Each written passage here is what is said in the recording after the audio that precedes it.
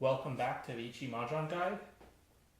In the previous video, we talked about the flow of a game of Mahjong, drawing and discarding tiles, no-ten, tenpai, and declaring a win with your hand. But drawing tiles isn't the only way to change the shape of your hand. You can also claim opponents' discarded tiles under certain situations. Now I'm just going to preface this by saying I absolutely do not recommend calling tiles like this unless you're a lot more experienced with the game. In most cases, calling tiles will drastically reduce the value of your hand or make your hand unable to be won. So it's not quite that black and white, but unless you know what you're doing, you probably shouldn't be just calling everything you see. It's much better to keep your hand closed, which means that you haven't called anyone else's tiles, rather than having it open, which means you've called at least one other player's tile. We're going to go into more detail on how calling tiles can affect your score in later videos, but for now, I'm just going to say, if you are not 100% sure that you should be calling a specific tile that's discarded by an opponent, just don't do it. But for now, I'm just going to show you all the different types of calls. So just like in the previous situation, the board's pretty much the same. And now it's East's turn to discard a tile. Alright, so they just discarded the 3-pin, and we can use that to complete our sequence. So what we're going to do is declare Chi and reveal the 2 tiles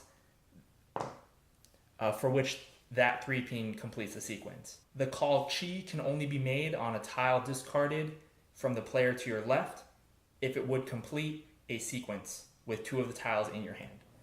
It doesn't matter if it's a middle weight like this, or if you had a 3-4 and they discarded 2, no matter what, it's the same call, Chi. So in this case, they discarded a 3, so we'll take their tile, put it next to ours, and we'll discard a tile to complete our turn. Essentially, claiming an opponent's discarded tile is like drawing a tile for your turn. So to get back down to 13 tiles in your hand, you have to discard a tile afterwards. To keep the pace of the game, you would discard the tile before you pick up their tile. But if you're just starting out or you don't want to forget, then it's usually fine either way. Just make sure that the people you're playing with don't get upset with you for taking too long. Okay, so once we've called the tile, we're going to put it on our right-hand side.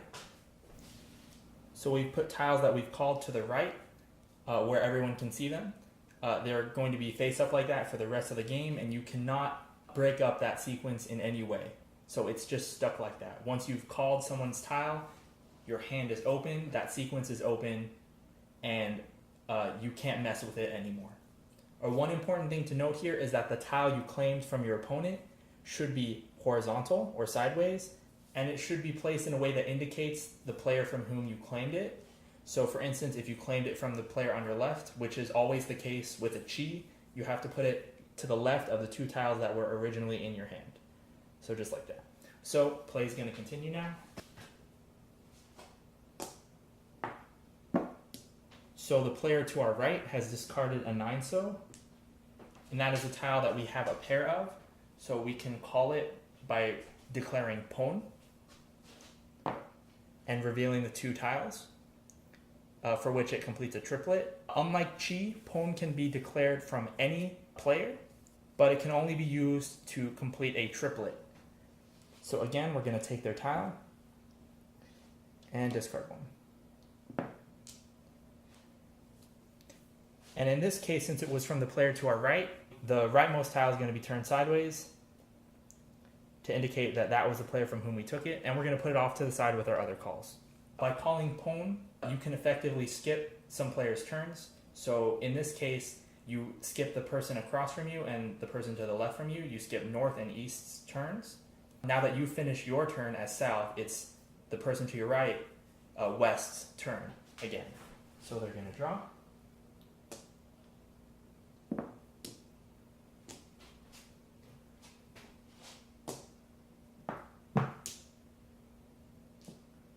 Okay, so now they just discarded the 8-mon, and that's a tile of which you already have a triplet in your hand. So this is one of the 3 ways that you can upgrade a triplet to a quad, and you do this by declaring Con. and revealing the 3 matching tiles in your hand. This is a type of con called a die-mean con, which means that you had a triplet in your hand and you claim the 4th tile from someone else's discard to make a quad or a con. So you're going to take their tile, place it in the middle. There's no middle for 4 tiles, so you just, one of the middle spots is fine usually.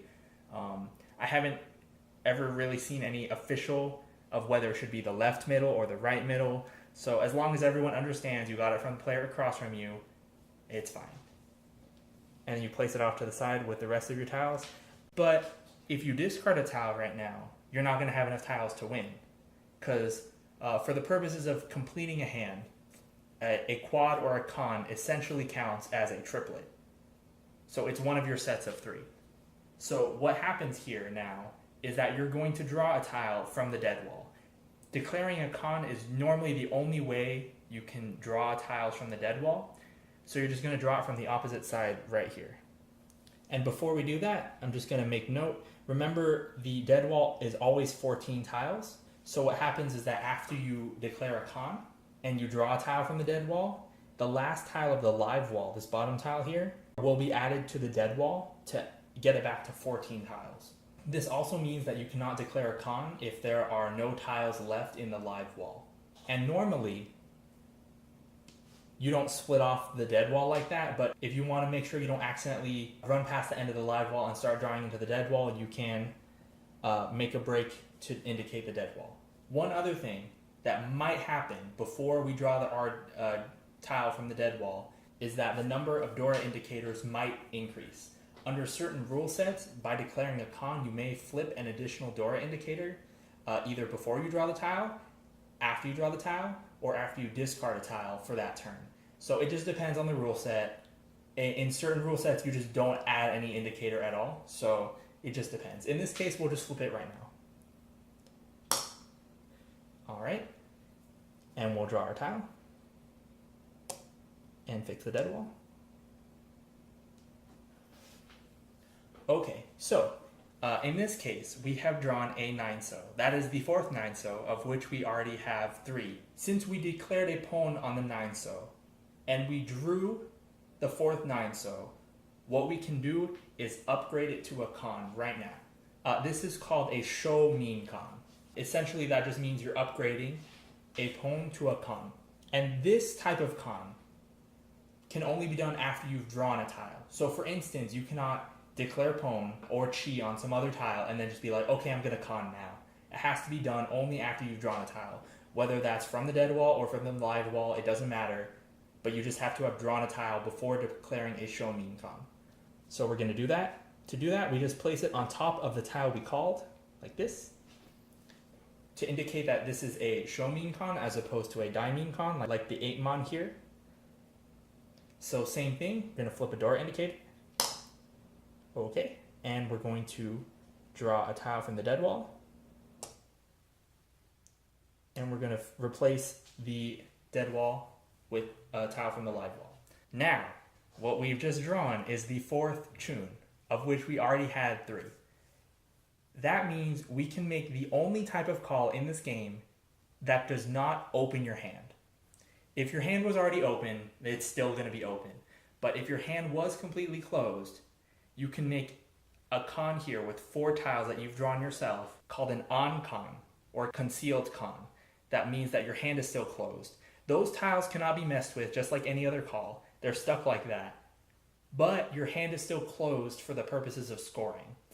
So to do that, we just reveal the 4 tiles and declare con. To indicate that it's a closed con, instead of turning one of the tiles sideways, we're going to turn 2 of them face down. It could either be the outside 2 or the inside 2. It really doesn't matter. What some video games do to save space is that they'll turn the 2 inside ones face down and then turn them sideways, as if you had made a show mean con, but just the 2 are face down, so it indicates that it's an on con. Doesn't really matter as long as everyone understands that that is a closed con. So just like with other cons, we're going to flip our Dora indicator, draw a tile from the dead wall, and replace a tile to make it 14 tiles. Okay, so now you see one of the main problems of calling tiles is that now we only have 2 tiles that we can work with. All of our sets of 3, in this case 3 of them being cons, are stuck in our hand that way. We can only wait for a pair. So we're just waiting on a pair of one of these 2 tiles. And of course you can change that tile that you're waiting on every turn by just drawing a new tile and discarding the other one. But this decreases your options dramatically. Of course, if you just call once, you're still going to have 10 or 11 tiles in your hand, depending on whose turn it is. It's not going to be as big of a deal, but when you start calling everything in sight, this is one of the things that can happen, and it could get you into trouble. It just depends. This is one of the reasons I don't recommend calling tiles. One thing I want to note about calling is that a declaration for a pwn or a con will beat a declaration for a chi if both happen simultaneously. So if you declare chi and someone else declares pwn at the same time, the pwn gets it and you don't get your chi. Depending on the rules by which you play, there may have to be a specific amount of time in which these calls are made before one of them overwrites the other. So in certain situations, you can declare chi and someone could say, maybe I should pwn that now so I don't get it, and then declare pwn after like a second or something like that. So it just depends on the rules. But if you're just playing for fun, I mean, you'll agree on your own set of rules for this case. Now that's all the fundamentals of Mahjong out of the way. We're going to get to the unique part of Japanese or Riichi Mahjong, which is the scoring system, in the next set of videos. So as usual, if you have any questions or comments, feel free to leave them down below, and thank you so much for watching.